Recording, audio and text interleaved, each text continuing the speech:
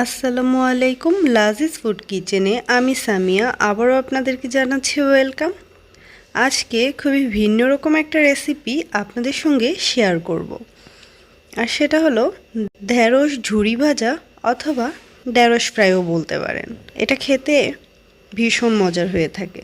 খুব সহজভাবে আজকে আপনাদেরকে আমি এই রেসিপিটা করে দেখাবো। আশা করছি আপনাদের অনেক বেশি ভালো লাগবে। তাহলে চলুন শুরু করা যাক। তার আগে যারা আমার ভিডিওটা ইউটিউব থেকে দেখছেন তারা অবশ্যই আমার চ্যানেলটাতে একটা সাবস্ক্রাইব করে দিবেন, আর যারা ফেসবুক থেকে দেখছেন তারা আমার ভিডিওটা একটা শেয়ার করে দিবেন।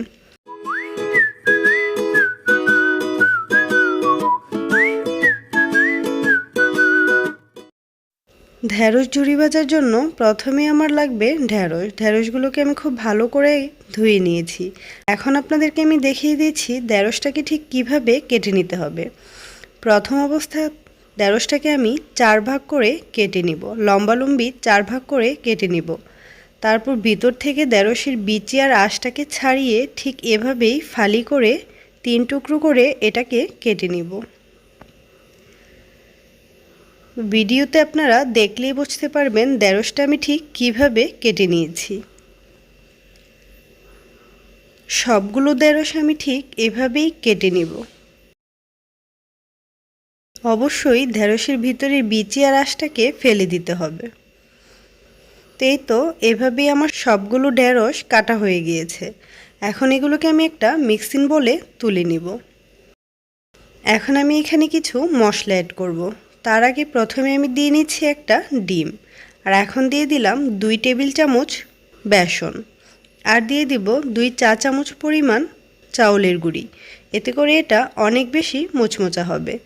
আর এখন দিয়ে দিব কিছু মশলা, এখানে ধনিয়ার গুঁড়ো, জিরার গুঁড়ো, মরিচের গুঁড়ো আর হলুদের গুঁড়ো সবগুলো আমি দিয়ে দিয়েছি। আর এখন দিয়ে দিব আধা চা চামচ গরম মশলা, আর দিয়ে দিব প্রয়োজন মতো লবণ। এখানে দিয়ে দিব আধা চা চামচ রসুন বাটা, আধা চা চামচ আদা বাটা। এখন সবগুলোকে খুব ভালো করে আমি মাখিয়ে নিব।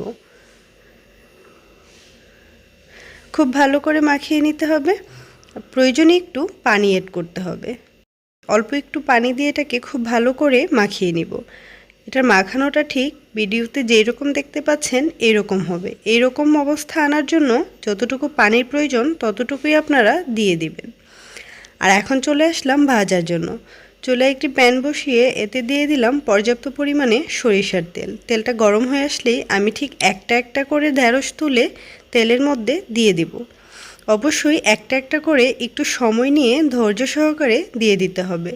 একসাথে অনেকগুলো দিয়ে দিলে এটার টেস্ট কখনোই ভালো আসবে না, আর ভাজাটাও একদমই মুচমুচা হবে না।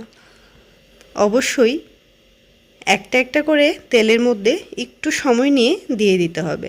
আর এটাকে একদম লো ফ্লেমে রেখে মিনিট 5 সময় নিয়ে ভেজে নিতে হবে। তো উল্টে পাল্টে আমি খুব ভালো করে ব্রাউন একটা কালার আসা পর্যন্ত এটাকে ভেজে নিয়েছি। তো আমার ভাজা হয়ে গিয়েছে, এটাকে আমি তুলে নিলাম। ঠিক এভাবেই ধাপে ধাপে আমি সবগুলো ঢেঁড়স ভেজে নিব। এই তো সবগুলো ঢেঁড়স আমার ভাজা হয়ে গিয়েছে। তো দেখতেই পেলেন খুব সহজভাবেই কীভাবে ঢেঁড়সের ঝুরি ভাজা অথবা ঢেঁড়স ফ্রাই করে নেওয়া যায়। এটা কিন্তু খালি অথবা ভাতের সঙ্গেও খেতে ভীষণ মজার হয়ে থাকে। শুধু তরকারিই না, ঢেঁড়সকে একটু ভিন্নভাবে খেয়ে অবশ্যই ট্রাই করবেন। আশা করছি আপনাদের অনেক বেশি ভালো লাগবে, আর এটা খেতে অনেক বেশি মজার হয়ে থাকে। এই টেস্টটা পাওয়ার জন্য অবশ্যই আপনাকে এটা একবার হলেও ট্রাই করতে হবে। ধন্যবাদ।